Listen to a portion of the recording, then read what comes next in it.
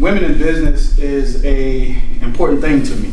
I'm a mama's boy, grandmama's boy, aunties. I loved all of them because even though I had my father, grandfather, and uncles, I spent a lot of time with my mom and my grandma.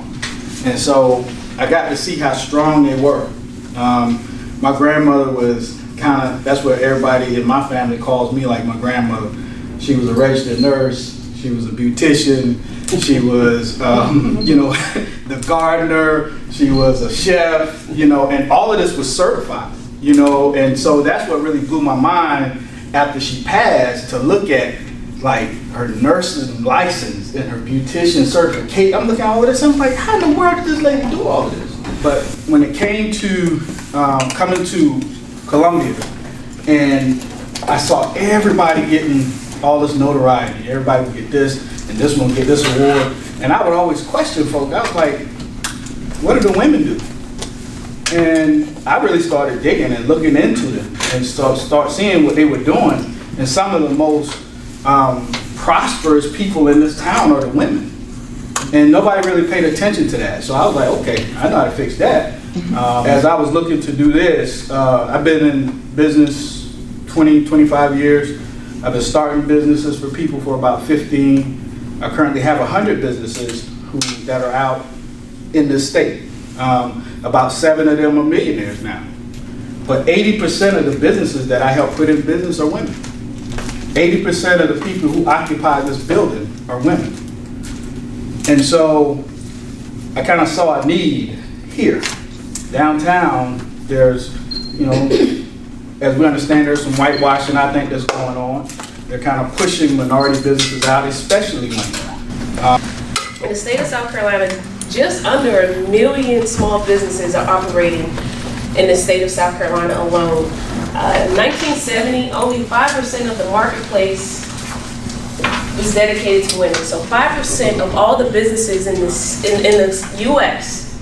were women-owned businesses, 5%. Today, just in the state of South Carolina, women dominate the small business arena. And this information is easily found. You can go to the Census Bureau to get more statistics, but I wanted you to know how important it is for you to be in the mindset right now to own your own business, because women, the pace in which women are growing in the business field is faster than it ever has been. So if you feel or think that it's not your time, you are 100% incorrect. This is your time to jump into business, because we are a growing market and we are the fastest growing group of new small businesses. I'm a graduate of Virginia State University, which is a HBCU. I have my MBA from the University of Maryland, University College. So my entire education has been based on business. I've known for a very long time, roughly the 3rd grade, that I would hover in the business world. I currently own 4 businesses. I've earned the right to earn a few more, but I've sold them or they're dissolved at this point. But currently I own 4. All year this year I've been speaking. It has been my baby. That's what I want to do. I want to pour back into children.